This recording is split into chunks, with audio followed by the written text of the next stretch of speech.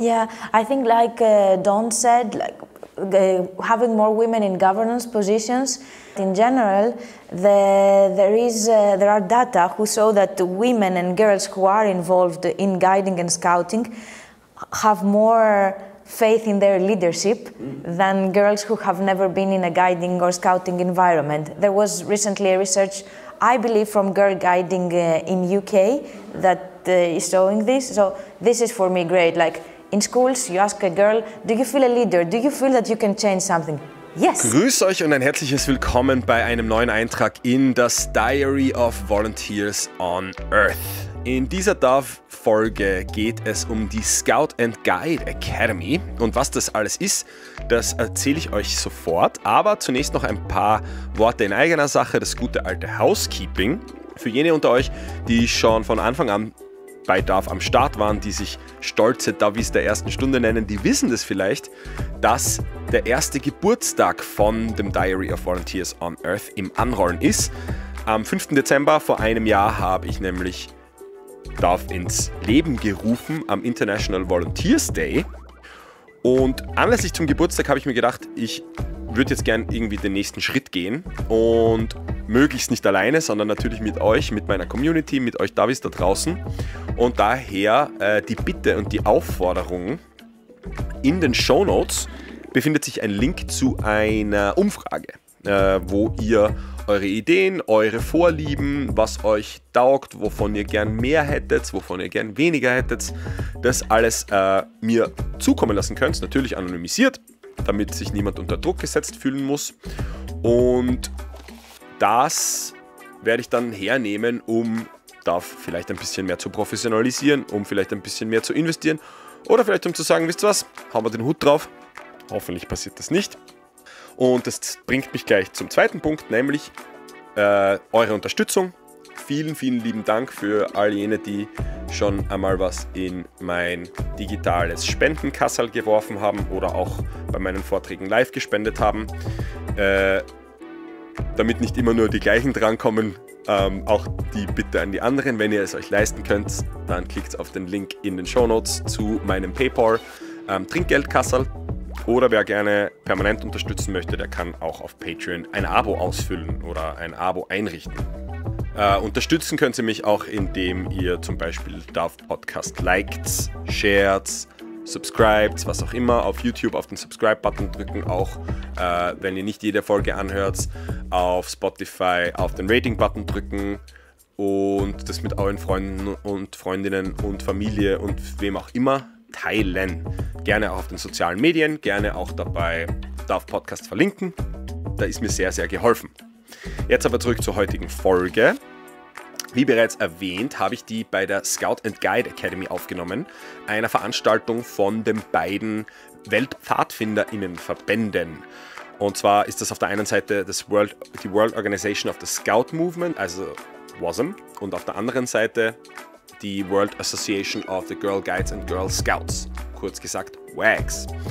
Und dabei sind mehrere hundert Pfadis aus, ich glaube, insgesamt 32, 33 europäischen Ländern und sogar auch aus anderen Ländern wie Ägypten und Venezuela dabei gewesen.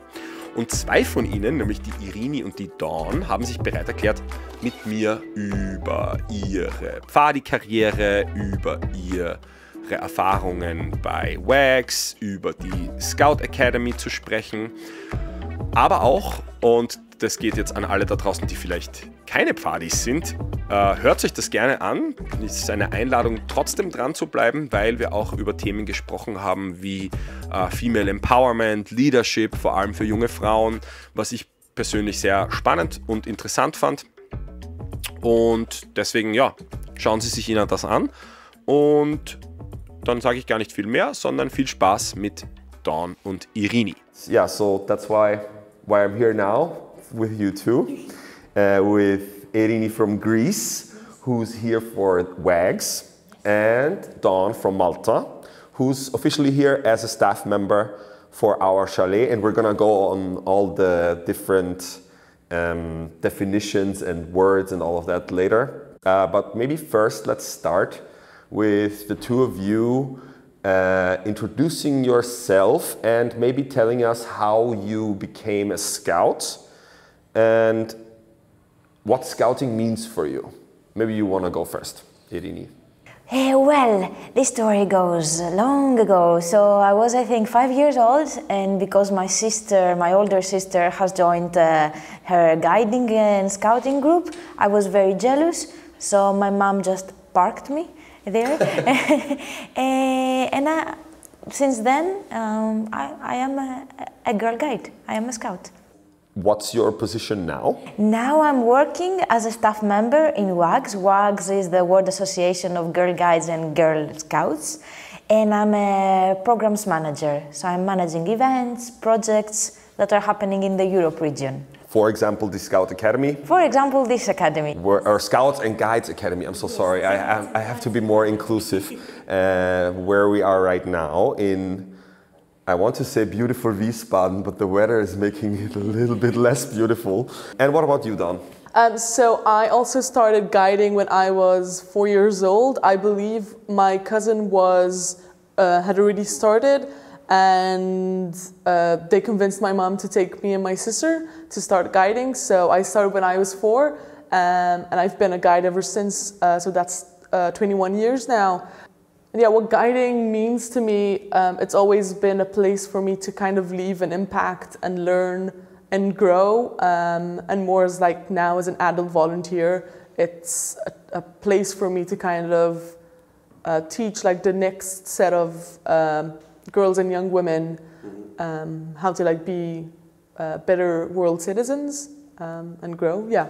Do you have like one example that stands out for yourself where you could feel the impact that your volunteer work has or has had?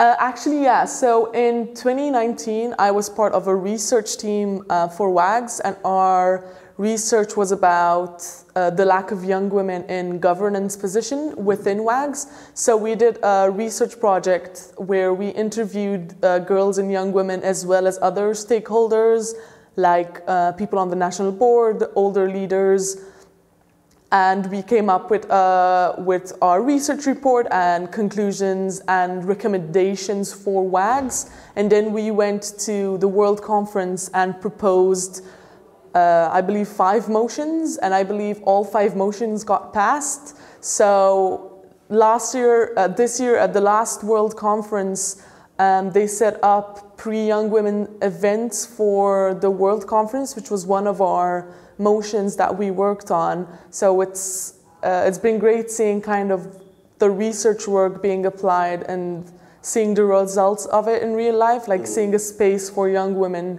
to lead and be in decision-making roles.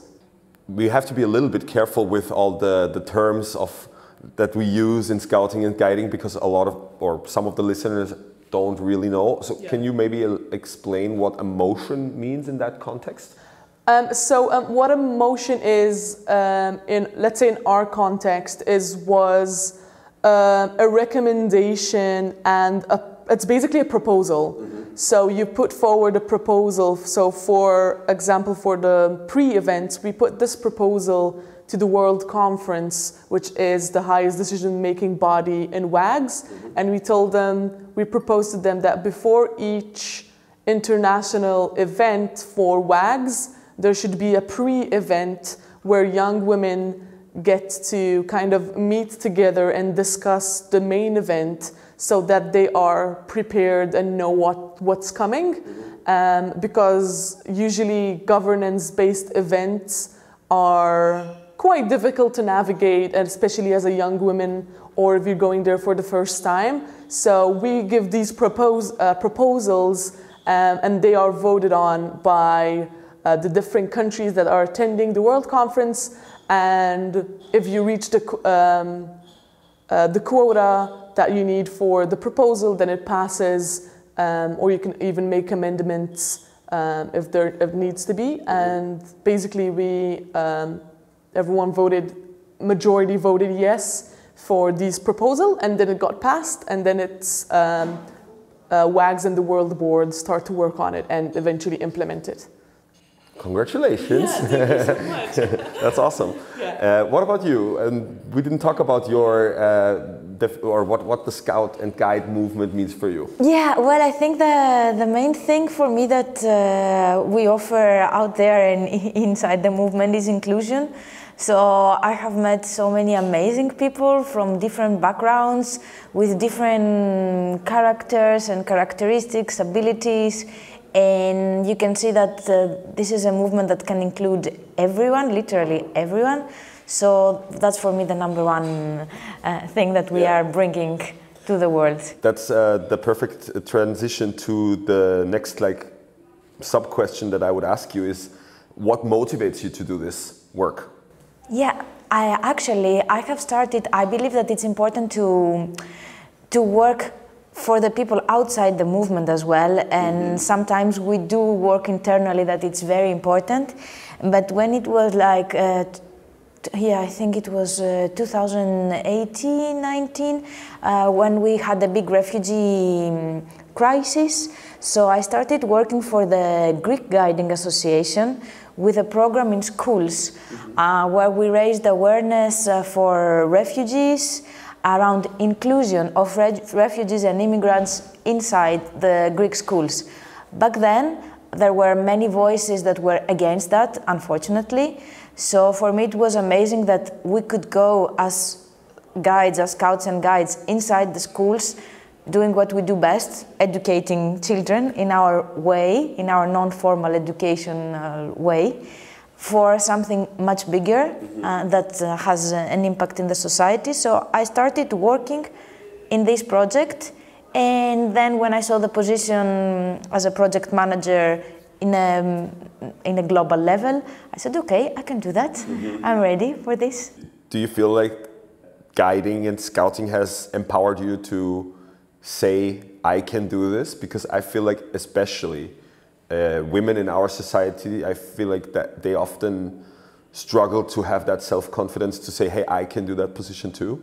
Yeah, I think like Dawn said, having more women in governance positions, yes, there was a motion, it passed internally, but in general, there are data who show that women and girls who are involved in guiding and scouting have more faith in their leadership than girls who have never been in a guiding or scouting environment. There was recently a research, I believe, from Girl Guiding in UK that is showing this. So this is for me great. Like in schools, you ask a girl, do you feel a leader? Do you feel that you can change something?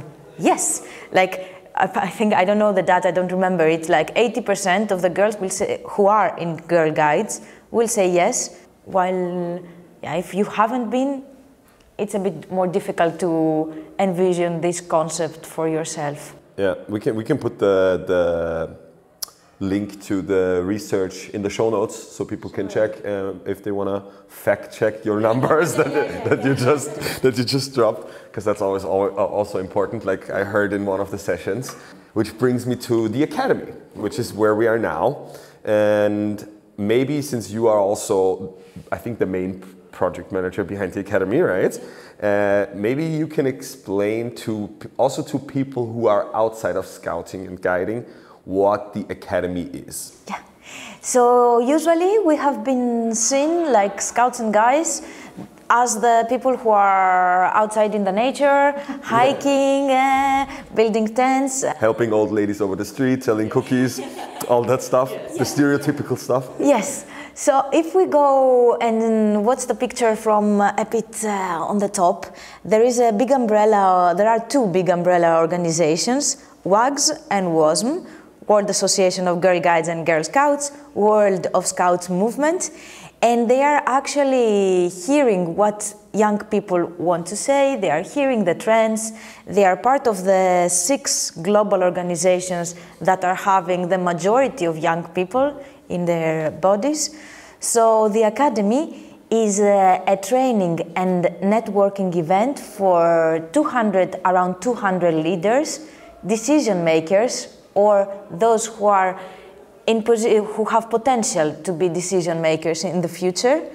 And they are learning what are the priorities for the young people and for the two big organizations, WAGGGS and WASM. So they are trained so that they can transfer this to their local context. From diversity and inclusion sessions to environmental sustainability, and then how to do funding, to growth. I was just gonna mention I don't know if it was you who posted the meme with the one day after or one day at the academy, and your like headaches, different level of headaches, and then your head is just on fire because it's a lot of input. It's a lot of different sessions of all sorts of topics, and we have. Now I have to check if I remember myself. The 4 paths of learning. Yes. One is enhancement, right? Yes. One is nurture. Yes. One is innovation. And the 4th, am I missing one? These are the 3. There's only 3. Okay, just to explain to people who are listening or watching this, you have maybe 2 or 3 sessions per day. And like you said, it's a lot of also networking, learning from each other, best practices, sharing the newest, like you said, for example, earlier, research, stuff like that. Yes. You have also been part as a participant, Dawn, yes. And you have had the chance to join some of the sessions. And I want to ask you, what has your favorite session been so far? I think mine has been actually the one I had today, which was preparing for the unprepared. So the session was all about kind of how as an organization or an MO, you basically make sure that you are ready for whatever happens within your organization. And it was delivered by someone from the European Scout region. And they showed us basically a workshop, a toolkit that's being worked on right now. And they showed us the like a cycle that we need, that like goes over the different steps that you need to be aware of so that you are prepared for, it's called the resiliency cycle. So like different steps within this cycle of how an MO or organization can be prepared for the unplanned. And yeah, and like we also had a chance to kind of reflect back on our MOs back home, or like our organization or where we work, on like how resilient we think we are based on a very easy like scoring system. So it was something that I kind of never worked on being resilient as an MO. So it was a lot of new information for me, and some things that I never had thought about, and would be a very good tool to kind of bring back both to our chalet and to MGG, because I think it's a very important tool, especially after COVID, which was a big thing that obviously was unplanned. And a lot of MOs and organizations had already kind of shown their resiliency, but it also showed us what our weak points are, so we kind of can learn how we can tackle them and be prepared for any different risks or like emergencies. So I think it was a very, very good session that I really enjoyed today. Yeah, I was also part of that session, and I also found it really interesting. During the cycle phase, there was a moment where it was a little bit too much for me because it was so many points, but it was super interesting. And you also just mentioned the introduction of that session, be prepared, which is also one of the key phrases in guiding and scouting. And I found it very interesting how much is going on that actually probably most scouts and guides out there don't have no clue about, that there's so much happening all the time. I had no idea about so many of the things that are happening, and I actually didn't know about the Academy until last year when I randomly saw it on Facebook. That it happened in Lithuania, I believe, yeah. And then I was like, wow, that's so cool. And maybe to pass the ball back to you, is there somewhere where people, if maybe someone is listening out there who's a scout or a guide, and they are like, wow, they feel the same as me last year, Is there somewhere where they can check those opportunities? Is there already a platform in place? Well, actually our social media are up to date, so we are advertising any opportunities on the social media of WAGGGS Europe and WASM Europe, so they can check everything there. And then there is weconnect.com, I think. Yeah. I'm also going to put it in the show notes, yeah. That they can find the joint opportunities that are arising. Let me check as well that it's We're doing the live fact check here. No misinformation in this podcast, ever. Yeah, no, weconnect.eu. .eu, okay, weconnect.eu. So they can go on there, for example, yes, and check what there is. And then how would someone go about in applying? Is that different for all the National Scout organizations? There's no one formula or it depends. Yeah, it depends on the national organization. So some organizations are having it completely open, so they just apply to the general call that WAGGGS and WASM are circulating. Mm-hmm. Other organizations, they prefer to select first their participant through an open call or through a direct recruitment. So yeah, it depends. Mm-hmm.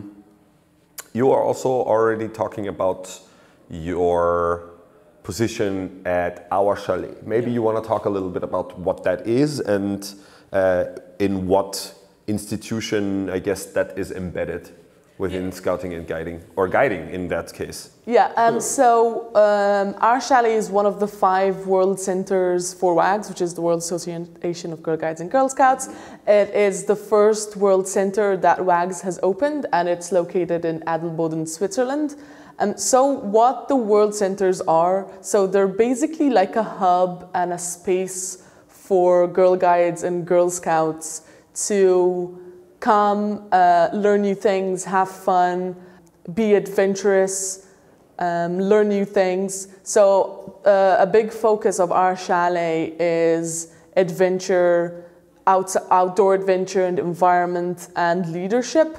So all of the world centers basically run by volunteers. Mm-hmm. So a lot of the work at the world centers are done by volunteers. So what that means is every season, for the case for Our Chalet, we have a group of around 10 to 12 volunteers from all over the world that come to Our Chalet. They live there, and what they do, they cook for our guests, they clean, they prepare the bedrooms, they run our programs. So we have different programs that we run throughout the year. So for example, our most popular type of events are our summer programs, where it's a 6-night program with diverse activities. For example, we can go hiking, kayaking, visit close by cities, do survival skills, whilst also kind of being in a guiding and scouting environment. Basically it's also just a place for people to use as like an accommodation / hostel type. Mm-hmm. You can also come and camp on our campsite. It's just a place to kind of come and have fun in the Swiss Alps. Mm-hmm. We take a lot of pride in our volunteer program. Whilst the volunteers are working at Our Chalet, they also develop a lot of leadership skills. So we give them training, like WAGGGS training, or basically any type of training that they require to be excellent leaders back home. Mm-hmm. So that's basically what the World Centers are about. I've got 2, maybe 3 questions on that. Yeah, go ahead. Is it exclusive for Girl Guides and Girl Scouts, or could I, for example, also apply to volunteer? Yeah. So for volunteers, you have to be 18 years old or older to apply. Mm-hmm. You can be from any part of the world, and as long as you are as a part of WAGGGS or WASM, you can apply to be a volunteer. So we accept male volunteers, female volunteers, all types of volunteers. Even if you are not part of guiding and scouting, you can still come and visit and stay at the chalet. So you're more than welcome to kind of get your family for a holiday, or like come visit for a day to kind of see what it is. So it's literally a place for everyone. Yeah. Cool. Is that the same at the other World centers? World centers, yes, Yeah. world centers. One is in Mexico. So yeah, one is in Cuernavaca, Mexico. That's called Nuestra Cabaña. And then we have one in India, which is called Sangam. We have one in London, which is called Pax Lodge. There's Chalet in Switzerland, and then there's Kusafiri in Africa. So the Kusafiri is the latest world center, and it doesn't have a permanent location in Africa yet. So it moves from country to country, hosting different events around different countries. Someone told me that now, for the first time, they are in Ghana for a longer period of time. Is that correct? I believe so, but we might have to fact check the permanent location they might be at. I don't know if, someone said for 3 years they're now going to be in Ghana, starting of this year. Just a few months ago. I don't know, maybe. But I'll do some research about I'll also put that in the show notes for sure, because that's super interesting. Yeah. And also the opportunity to, like you said, for example, bring your family and just go there to visit is super cool in my mind, anyways. Yeah. Awesome. Or as we say, it's like a home outside home. Exactly. Nice. Yes. Aww, It definitely feels like home, especially when you work there. Yeah. There's a sort of, especially when you're working in literally in a guiding and scouting environment, even though I'm not from Switzerland and I moved away from home, it still feels very homey just because everyone has these same shared values. Yeah. And it's just amazing. For me, that's one of the biggest parts about guiding and scouting, is that wherever you go, you will find for sure people who share the same values. And also, and that you put a big emphasis on that here also at the Academy, which I liked, that it's always a safe space, and in this case also a brave space, which I've not heard before. Do you want to say what that means? Or maybe also in the broader context, what a brave space could be in other like conferences, meetings, events, whatever? Sure. Well, in terms of safeguarding, we were reflecting how we can be not only safe, but brave. And what does it mean by being brave? It's like doing the step forward. Being safe, it's okay, I'm here, I feel okay. Being brave, it's a step forward. It has to do a lot, it's based a lot on the concept of trust and respect. So that's the basis. And then it's not something that it comes from the planning team, it's something that comes from the participants. So a brave space, it's, there are the ground rules that we are building all together for empowering ourselves and empowering others in this setting, in these 5 days or in a week or in even 2 days. And it's something that can make you feel step out of your comfort zone and do something more or something completely different than what you used to do, and still feel that this is okay, this is acceptable, and people will cheer up for you even if they have met you just 5 hours ago. Yeah. So I hope you don't mind if I ask you a little bit of a trickier, maybe not really controversial question, but have you done that at the Academy so far? Have you stepped outside of your comfort zone? I think I have. Yeah? Well, because we are different people. Like I'm managing the planning team as well, so we are different people in this setting. And maybe I have my ideas. Coming here, I have my ideas. I have my background. Or even, for example, I like to be in chaos, in like a lot of noise, and this is not something that everyone appreciates. So even that, I have to do lots of times, like step backs and think a completely different way, use my creative mindset and hat to find other ways. Nice. That's that was also part of one of the sessions that I attended, was the flexibility, emotional flexibility and rigid mindset, or something like that, or facing the rigid mindset. And I think that goes along with that as well, that you just, you have 200, 300 people here. Everybody is an individual. We may share the same values, but that doesn't mean that we're all the same, and that we have to make sure to take care of each other. We have to make sure to... And not to be nervous, actually, because someone is different, or not to be anxious because someone is different. I mean, I understand it maybe comes naturally to feel nervous if something is different than you, but being in this environment helps you take a step forward and say, okay, I have this because it's me, and they have this because it's them, and that's okay. I think for us, it's almost, for us, when I say us, I mean for us Scouts and Guides, it's almost natural, I think, after a while to have that sort of approach. How do you think, and both of you will feel free to answer that question, how do you think we can also like facilitate and help people who are not guides and scouts to foster that sort of mindset? Could be like leading by example. It's the first thing that comes to my mind. Like when they see your approach and the way you behave, people tend to mirror sometimes the behavior they see. So this is the first thought that just came to my mind. Yeah, so similar to what Irini said, kind of like firstly encouraging people within guiding and scouting to kind of step out of their comfort zone and, you know, teach and speak to people who are outside of their guiding and scouting bubble, because we obviously facilitators and people who are already in leadership positions probably already do it in their everyday life, because if you're a leader in scouting, you do have like leadership abilities and like leadership skills outside of guiding and scouting. But if we also kind of encourage our younger members to also kind of step outside of their comfort zone and spread the teaching and ways of guiding and scouting in their everyday life by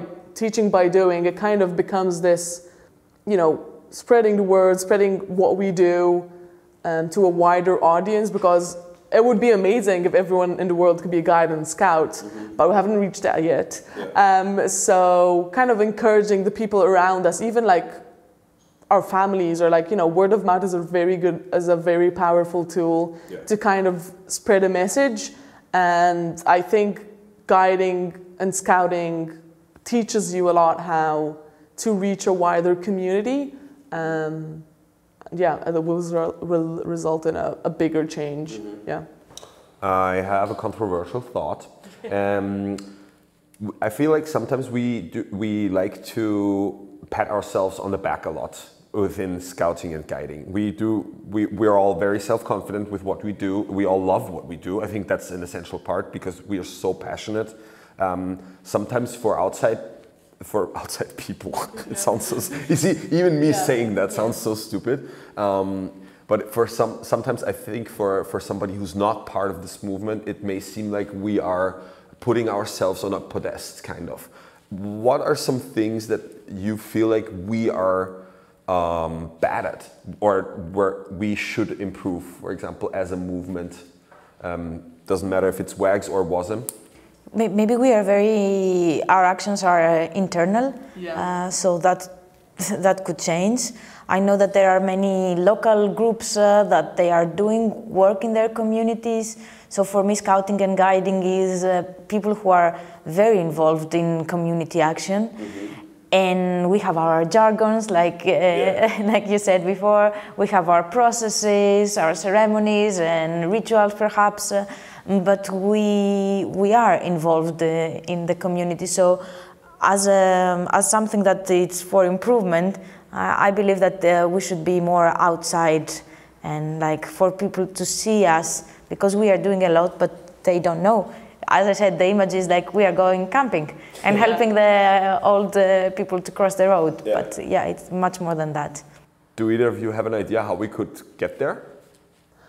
I think a very good idea is kind of like partnering with grassroots organizations and to kind of, as Irini said, we already do a lot of community work, but there's never enough community work that you can do. There's always people that need help, partnerships, and I think by collaborating with a lot of different people within your community can kind of help you see what's around you, like how can we adapt our local units to what our community needs, because whenever there's a scout or guiding group in a community, in any type of community, they will need the support of external people. So kind of building a relationship and a partnership with who's ever around you will kind of help you, you know, grow, adapt, and spread the message around, like the correct message, not that, as Irini said, only go out camping and help old ladies cross the road. So I think being part of, because also as guidance scouts, we kind of love to stick to our own communities, because obviously, you know, we see each other every week, so we get too comfortable with each other. So kind of taking that step forward and providing a brave space and kind of doing an extra step. Okay, so let's try to apply what we're learning within our unit or troop and teach it to the community, or like get people from outside to teach us about different things. So I think learning from our community and partnering with them is a very good way to get out of our safety net. Yeah. And then it's a famous quote by Baden-Powell, like when you don't know or when you know, ask the boy. I would say ask the girl. Today, ask the boy, ask the girl. So if we really ask the young people who are in our movement, they know the answer. Maybe we don't know, but they definitely know the answer on how to be more involved. Seeing that our audience is about to fall asleep. No, I'm just kidding. I'm gonna wrap it up, and I always ask 2 questions in the end of the podcast. Unless you have anything that you still feel like we should talk about, or that you really feel like you wanna get that out there. I think we kind of had a really good conversation. Yeah. Okay, cool. The first question is, you can write a letter to any person, dead or alive. Who would it be, and what would the content of the letter be? Oh, a letter, dead or alive. I can give you a little bit to think about it, unless something comes to mind immediately. What would be your answer, Jakob? I'm passing that. That's unfair, first of all. That's a foul right there. I'm gonna. What a lot of people do, I can tell you, is that they actually write letters to their future or past selves. Aww. That's an option that a lot of people choose. For me personally, I don't know. I really like kind of have. I would love to have a letter relationship with Buddha and just write like a pen pal. Yeah, like a pen pal. Like write letters back and forth. That would be really cool, I think. Yeah, I think I had my time. I'm thinking a lot about political actions here. Me too. So maybe the women who first advocated for voting for women, how that started, what were the struggles, how did they end up being a massive movement that changed the women's rights at that point and today as well, like something quick. But I will think about it after the podcast for sure. It's a good answer though, I think. Yeah. How about you? I think I would email and CC all the world leaders at the moment to kind of, again, it's quite a political answer, but to kind of listen to what the youth are telling you and like invest in, like I'm a big climate activist and a climate advocate. So like we are literally destroying the world for the youths to come, and the youths are telling us otherwise, like they want to live in a livable planet. So kind of listen to what the guides and scout are telling you, like we as a movement we strive to protect the environment. So I would say to like all these world leaders to kind of take a step back and actually invest in green energy, you know, a more sustainable future, because that's what the youth wants and what the youth needs. Yeah, I think that's who I want to email. Okay. Nice. And then the second question is, what's your favorite bird? Oh, bird. Are you gonna play it back to me again? No, I'm thinking. The thing is that I'm thinking what is more common to me. So there is a bird that I don't know the name in English. What's it in Greek? The kauktura, because when this bird sings, it sounds like 18. Okay. The kaukto means 18 in Greek. Okay. Yeah, and yeah, we see this bird quite often in the park. So for me, I live right in the city center of Athens, and when I see this bird in the nearby old, ancient actually park, it's like a heartwarming feeling. So maybe I would pick that. The 18 bird. I'm gonna write down the 18 bird. Yes. Okay. I'm not quite familiar with different names of birds, or I never actually thought about birds that much. So Do you have them on Malta? we do have a lot of birds, but they do a lot of them do get shot down because there's a lot of Plot twist. yeah, that's a whole other topic. But I'll say the eagle, just because it is the Adelboden. It's on the Adelboden flag, which is the city, the village that our chalet is. So I'll go with the eagle. Okay. Don't ask me what type of eagle. No, that's okay, that's okay, that's I'll go okay. with eagle. Awesome.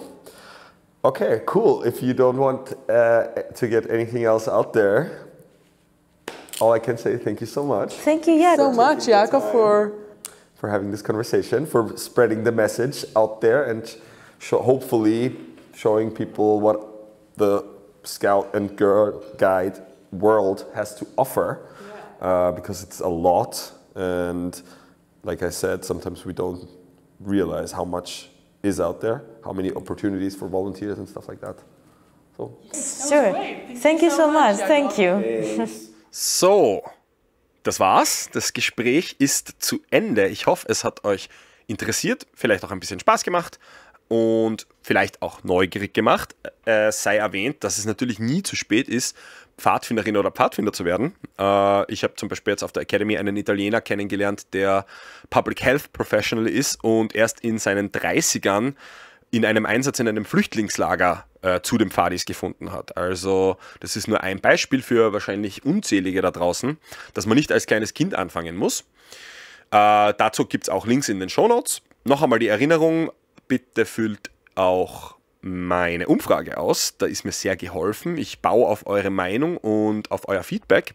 Und auch noch einmal die Erinnerung, wie man mich unterstützen kann. Da findet man auch die Links in den Shownotes. Ich habe tatsächlich ein bisschen Recherche betrieben. Es war nicht allzu schwer und ich hoffe, ich bin aufs richtige Ergebnis gekommen, was den Vogel anbelangt, den Irini erwähnt hat. Den Dekaoktura-Vogel in Griechenland, wie er genannt wird. Und ich glaube, dass es sich dabei um die Türkentaube handelt. Taube natürlich sehr passend für den DOVE-Podcast, das hat mich sehr gefreut. Es gibt auch eine spannende Geschichte dazu, die ich mir jetzt allerdings nicht gemerkt habe, was es mit dem Dekaoktura-Vogel auf sich hat. Ich glaube nur, dass es sich um irgendeinen Fluch handelt und wenn der Vogel irgendwann einmal anstatt 18 nur 16 oder 17 sagt, weil Dekaoktura heißt nämlich 18 auf Griechisch, dann wird dieser Fluch zu Ende sein oder so. Wie auch immer, so hört sich auf jeden Fall die Türkentaube an.